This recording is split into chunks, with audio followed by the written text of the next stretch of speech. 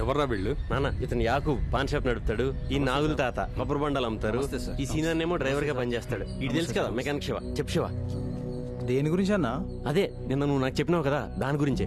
అరే ఏదో అర్జెంట్ పని ఉందంటే ఏందో అనుకుని షెడ్ బంద్ చేసుకుని వచ్చినా ఏందన్నా ఇది? లైఫ్ లో నువ్వు సెటిల్ అయిపోయిన హ్యాపీగా ఉన్నావు కదా, ఆ మాట మా నాన్న చెప్పు. ఏంటన్నా ఇది? నాకేం అర్థం అవ్వట్లేదు. అవతల నాకు పని ఉంది, వెళ్తానన్నా. ఓ శివ శివ ప్లీజ్ శివ చెప్పు శివ, నువ్వు హ్యాపీగా ఉన్నావు చెప్పు శివ. ఇక్కడ ఏం జరుగుతుందో నాకు అర్థం కావట్లేదు సార్. కానీ సాగర్ అన్న మంచోడు సార్. తనంటే నాకు చాలా అభిమానం సార్. అన్న చెప్పమంటున్నాడు కాబట్టి చెప్తున్నా. నేను మెకానిక్ సార్. నేను చాలా హ్యాపీగా ఉన్నాను సార్. లైఫ్ లో చాలా హ్యాపీగా ఉన్నాను సార్. ఉంటాను సార్. ఓకేనా అన్న? అన్నా నువ్వు చెప్పన్నా, నువ్వు చెప్పన్నా. నాయన ఏదో కోపంగా ఉన్నట్టు. పర్లేదు, మా నాన్న చూడటానికి ఎలా ఉంటారు, చాలా మంచి ఆయన. చెప్పన్నా, నువ్వు చెప్పన్నా. నా పేరు సీన్ సార్, కార్ డ్రైవర్ని. నెలకు 15,000 సంపాదిస్తా. నాకు కొడుకున్నాడు. హ్యాపీగా ఉన్నాను సార్ ఫ్యామిలీతో. అది కాదు, అది చెప్పు. ఏంటి సార్? అదే నీకు చదువు ఇష్టం లేకపోయినా బలవంతంగా చదివించారని, మీ ఫ్రెండ్ సూపర్వైజర్ అయ్యాడు. అదేదో ఫ్లోలో ఉన్నాను, గుర్తెచ్చుకో. ఇప్పుడు గుర్తు రావట్లేదు. సరే పక్క పోయి ఆలోచించు. నువ్వని చెప్తా, మా నాన్నకి అర్థం అవ్వాలి. చెప్తాను బాబు. అయ్యా ఈ బాబు ఎవరో నాకు తెలియదు, తమరెవరో నాకు తెలియదు. చెప్తాను. ఇక్కడికి వచ్చాక అర్థమైంది బాబు, ఈ బాబు మీతో ఏదో చెప్పాలని తాపత్రయపడుతున్నాడని. చెప్తాను. అయ్యా నేను రోజుకు 100 బోండాలు అమ్ముతానయ్యా. 400 సంపాదిస్తాను. అన్ సీజన్లోనేమో జాంకాయలని అరటికాయలని ఏ సీజన్లో ఆ వ్యాపారం చేస్తా ఉంటానయ్యా. నెలకు 15,000 సంపాదిస్తానయ్యా. 3 ఆడపిల్లలు పెళ్లి చేశా. చాలా సంతోషంగా ఉన్నా. చాలా బాబు. అంతే థ్యాంక్స్ తాత. వస్తానయ్యా. అయ్యా నువ్వు చెప్పు. అరే ఇదేమన్నా సినిమా స్టోరీనా? పొద్దాక చెప్పనీకి పోరాబాయి పాగలుగా లెక్కున్నావు. అరే ఇలా నా బేరాలని పోగొట్టినావు. ఇంటికి పిలిస్తే ఏదో ఫంక్షన్ ఉందనుకున్నా. ఈ పంచాయతీ. అరే ఇప్పటిదాకా ఉన్నావు కదా భయ, నీ బేరం డబ్బులు అన్ని నేనేస్తాను. ప్లీజ్ చెప్పు. అరే పోరాబాయి పో. నీ అబ్బా చంపేస్తా. చెప్పమన్నాను కదా, చెప్పు. సాగర్ అయ్యో సారీ నీ కాళ్ళు పట్టుకుంటాను ప్లీజ్.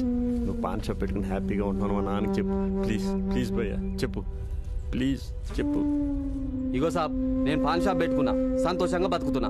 చాలా. అయ్యో నువ్వు అలా చెప్తే నేను ఏదో నిన్ను బెదిరించి చెప్పిస్తున్నట్టుంది. ప్లీజ్ నాకు చెప్పావు కదా, అలా చెప్పాడు కదా, అలా చెప్పు ప్లీజ్.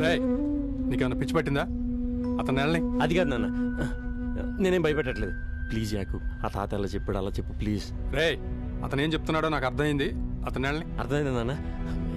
మీకు అర్థం అవ్వాలనే వీళ్ళందరినీ తీసుకొచ్చాను. అంటే బెదిరించి వీళ్ళందరినీ తీసుకొచ్చి నీ దారే కరెక్ట్, నేను రాంగ్ అని ప్రూవ్ చేయాలనుకుంటున్నా. అయ్యో అంతేగా? బెదిరించడం ఏంటన్నా? అసలు నేను ఎందుకు పిలిచానో నిజంగా వీళ్ళకి ఇక్కడికి వచ్చేవరకు తెలియదు నాన్న. నువ్వు ఇలాంటి వాళ్ళని 100 మందిని కాదు 1,00,000 మందిని తీసుకొచ్చి నువ్వే కరెక్ట్ అని చెప్పించినా లైఫ్ లో సెటిల్ ఉన్నవాడు ఎవడు హ్యాపీగా ఉన్నాడంటే నేను నమ్మను. అర్థమైందన్నారు కదా నాన్న. అయ్యో కొట్టొప్పించు, నువ్వే కరెక్ట్ అని ఒప్పించు. మిమ్మల్ని కొట్టడం ఏంటి నాన్న? ఎందుకు కొట్టకూడదు? సార్ పాపం పిల్లోడు మస్తు పరిశాన్ అవుతున్నట్టుంది సార్. జర మీ ఓని కూడా ఒక పాన్ షాప్ పెట్టించండి. పక్క గలీలా మంచి అడ్డా ఉంది సార్. కావాలంటే డైలీ ఫైనాన్స్ నేను ఇప్పిస్తా. అక్కడ కూడా నీలాగా పాన్ షాప్ పెట్టుకుని బతకాలా? పాన్ షాప్ బతుకు బతికేనా? అరే గిదేన్ సార్ ఇంటికి పిలిచి కొట్టుడు. సీనా క్యా ఫ్యామిలీ అతను చెప్పిన దాంట్లో తప్పే ఉందన్న.